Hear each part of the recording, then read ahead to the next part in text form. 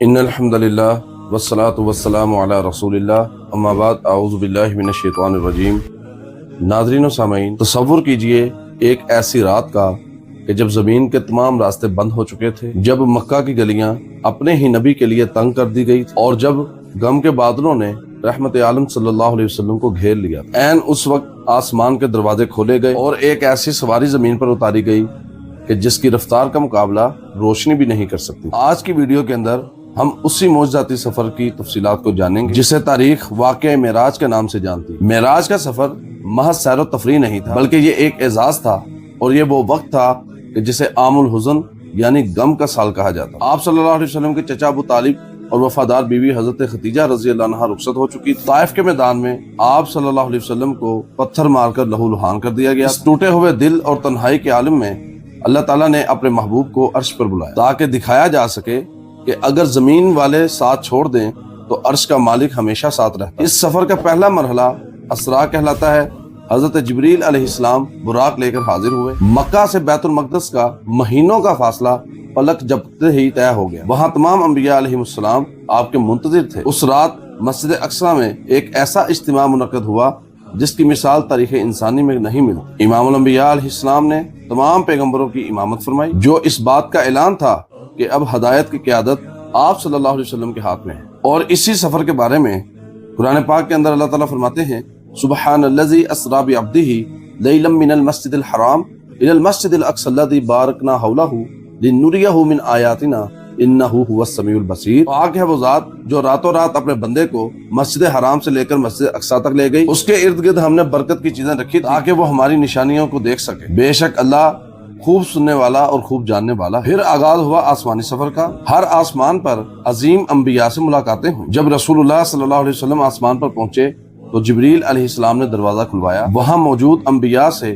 آپ کی ملاقات ان الفاظ میں ہوئی، مرحبا بالنبی الصالح و اخی الصالح، خوش آمدید اے نیک بھائی، اے نیک نبی۔ پہلی ملاقات حضرت آدم علیہ السلام سے ہوئی اور دوسری ملاقات حضرت عیسیٰ اور یحییٰ علیہ السلام سے ہوئی۔ تیسری ملاقات حضرت یوسف علیہ السلام سے ہوئی اور چوتھی ملاقات حضرت ادریس علیہ السلام سے ہوئی۔ پانچویں ملاقات حضرت ہارون علیہ السلام سے ہوئی اور چھٹی ملاقات حضرت موسیٰ علیہ السلام سے ہوئی اور ساتویں ملاقات بیت المعمور کے ساتھ ٹیک لگائے ہوئے ساتویں آسمان پر حضرت ابراہیم علیہ السلام کے ساتھ ہوئی۔ پھر آیا وہ مقام سدرۃ المنتہی، یہاں پر جناب جبریل بھی رک گئے، لیکن محمد صلی اللہ علیہ وسلم اس سے بھی آگے بڑھ گئے۔ اس سفر سے آپ علیہ السلام خالی ہاتھ واپس نہیں آئے، بلکہ اللہ تعالیٰ نے آپ علیہ السلام کی امت کے لیے نماز جیسا عظیم تحفہ دیا۔ پہلے 50 نمازیں فرض ہوئی، لیکن حضرت موسیٰ علیہ السلام کے مشورے پر کم ہوتے ہوتے 5 رہ گئیں۔ پڑھنی 5 ہے، لیکن ثواب آج بھی 50 کا ہی ملتا ہے۔ نماز دراصل ایک مومن کے لیے اس کی اپنی معراج ہے، جہاں وہ روزانہ 5 بار اپنے رب سے ہم کلام ہوتا ہے۔ اور یہ وہ سفر ہے جس کے بارے میں قرآن میں اللہ تعالیٰ سورہ نجم کے اندر فرماتے ہیں، وَلَقَدْ رَآهُ نَزْلَةً أُخْرَى، اور انہوں نے اس کو یعنی جبریل علیہ السلام کو ایک اور بار اترتے بھی دیکھا۔ عِندَ سِدْرَةِ الْمُنتَهَى، سدرۃ المنتہا کے پاس، عِندَهَا جَنَّةُ الْمَأْوَى، اسی کے پاس ہمیشہ رہنے کی بہشت۔ یغشی السدرۃ مَا یغشی، جبکہ اس بیری کے اوپر چھا رہا تھا جو بھی چھا رہا۔ ما زاغ البصر وما طغى، اور نہ ہی ان کی آنکھ کسی اور طرف مائل ہوئی اور نہ ہی حد سے آگے بڑھی۔ لقد رأى من آیات ربہ الکبریٰ، اور انہوں نے اپنے رب کی بہت بڑی بڑی نشانیاں دیکھی۔ واقعہ معراج اسلامی تاریخ کا وہ عظیم الشان واقعہ ہے جس میں اللہ تعالیٰ نے اپنے حبیب محمد صلی اللہ علیہ وسلم کو وہ نشانیاں دکھائیں جو کسی اور کے حصے میں نہیں ہیں۔ لیکن یہاں پر ایک سوال جو کہ اکثر پوچھا جاتا ہے کہ کیا نبی صلی اللہ علیہ وسلم نے معراج کی رات اپنے رب کا دیدار کیا تھا؟ تو اس کا جواب یہ ہے کہ معراج کی رات نبی علیہ السلام نے اللہ تعالیٰ کو نہیں دیکھا، اور اس موقف کی بنیاد قرآن و حدیث کے ٹھوس دلائل پر۔ دلیل نمبر 1، قرآن کریم کے اندر اللہ تعالیٰ خود فرماتے ہیں، لا تدرکہ الابصار وہو یدرک الابصار، اس کو کوئی آنکھ پا نہیں سکتی جبکہ وہ سب آنکھوں کو پا لیتا ہے۔ دوسری دلیل صحیح مسلم کے اندر حضرت ابو ذر غفاری رضی اللہ تعالیٰ عنہ ارشاد فرماتے ہیں، انہوں نے نبی علیہ السلام سے پوچھا، کیا آپ نے اپنے رب کو دیکھا ہے؟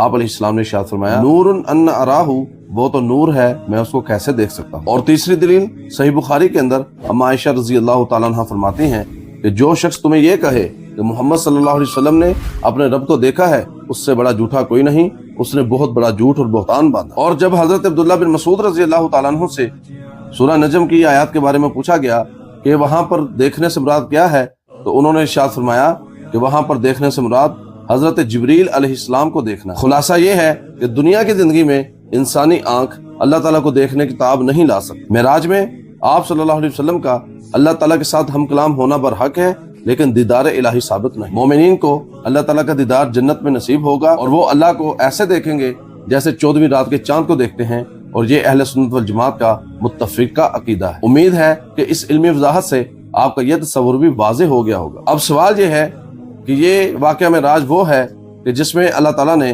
اپنے نبی صلی اللہ علیہ وسلم کو مسجد حرام سے لے کر بیت المقدس تک اور پھر وہاں سے 7 آسمانوں کی سیر کروائی، نماز جیسا عظیم تحفہ دیا، لیکن کیا اس رات کو خاص طور پر منانا، چراغاں کرنا یا مخصوص عبادات کرنا سنت سے ثابت ہے؟ سب سے پہلے یہ بات واضح ہونی چاہیے کہ اہل حدیث مکتبہ فکر واقعہ معراج کو برحق مانتا ہے۔ یہ ہمارے ایمان کا حصہ ہے کہ نبی صلی اللہ علیہ وسلم کو معراج جسمانی طور پر کروائی گئی، اس پر تو کوئی دو رائے نہیں، لیکن اصل بحث اس رات کو منانے اور خاص تہوار کی شکل دینے پر ہے۔ عام طور پر 27 رجب کو شب معراج سمجھا جاتا ہے، لیکن محدثین اور تاریخ دانوں کے درمیان معراج کی اصل تاریخ اور مہینے کے بارے میں شدید اختلاف ہے۔ کوئی اسے ربیع الاول، کوئی ربیع الثانی اور کوئی رمضان کی تاریخ بتاتا ہے۔ 27 رجب کے بارے میں کوئی بھی صحیح مستند روایت موجود نہیں جو قطعی طور پر ثابت کرے کہ معراج اس رات کو ہوئی۔ اہل حدیث علماء کا بنیادی نقطہ یہ ہے کہ دین وہ ہے جو رسول اللہ صلی اللہ علیہ وسلم نے کر کے دکھایا یا جس کا آپ علیہ السلام نے حکم دیا۔ ہمارا سوال معراج کی رات منانے والوں سے ہے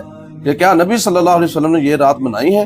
نبی علیہ السلام معراج کے بعد کئی سال تک زندہ رہے، لیکن کبھی آپ صلی اللہ علیہ وسلم نے 27 رجب کو کوئی خاص اجتماع نہیں کیا اور نہ ہی روزے رکھنے کا حکم دیا۔ خلفائے راشدین اور صحابہ کرام جو کہ سب سے زیادہ نبی علیہ السلام سے محبت کرتے تھے، ان سے بھی اس رات کو منانا یا خاص عبادت کرنا ثابت نہیں۔ اگر اس رات کی کوئی خاص فضیلت یا کوئی خاص عبادت ہوتی تو نبی علیہ السلام اور صحابہ اس کو کبھی نہ چھوڑتے۔ لہذا اپنی طرف سے کسی بھی دن کو مقدس قرار دے کر خاص عبادت جیسے صلاۃ الرغائب یا نوافل پڑھنا یہ بدعت ہے۔ اہل حدیث کے نزدیک محبت رسول کا تقاضا یہ ہے کہ ہم نبی صلی اللہ علیہ وسلم کی لائی ہوئی نماز کی پابندی کریں جو کہ معراج کا اصل تحفہ ہے، قرآن و سنت کی اتباع کریں نہ کہ رواجوں کی۔ اگر کوئی شخص اللہ کی رضا کے لیے عام نوافل پڑھتا ہے تو ٹھیک ہے، لیکن اس رات کو لازمی یا ثواب کا خاص ذریعہ سمجھ کر مخصوص طریقے اپنانا درست نہیں۔ خلاصہ یہ ہے کہ معراج ایک عظیم معجزہ ہے جس سے سبق حاصل کرنا چاہیے، لیکن اسے مروجہ طریقے سے منانا سنت سے ثابت نہیں۔ اللہ تعالیٰ ہمیں دین کی صحیح سمجھ اور سنت پر عمل کرنے کی توفیق عطا فرمائے۔ اگر آپ کو یہ ویڈیو معلوماتی اور فائدہ مند لگے،